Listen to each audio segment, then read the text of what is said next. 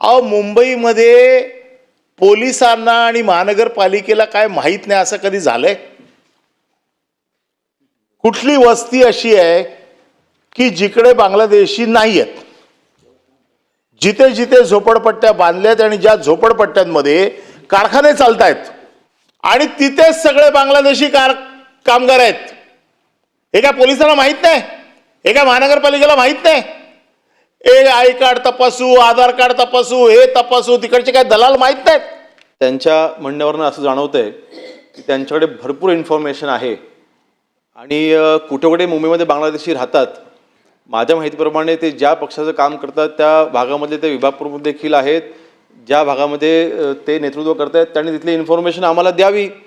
नक्कीच त्याच्या आधारे आम्ही कारवाई करू, काही अडचण नाही. पोलिसांच्या कारवाई होतच आहेत, पण त्याच्यामध्ये आपल्याकडे जी इन्फॉर्मेशन आहे ती आपण आम्हाला द्यावी. उपस्थित केले आपल्याकडे असतील तर आपण द्यावी ना, आम्ही कारवाई करू त्याच्यावरती. पोलीस तर कारवाई करतच आहे. महाविकास आघाडी असताना 2.5 वर्षामध्ये काय काय दिवे लावलेत, काय काय गोष्टी केलेल्या आहेत या मला आता मला ते बोलून मला वेळ घालवायचा नाही.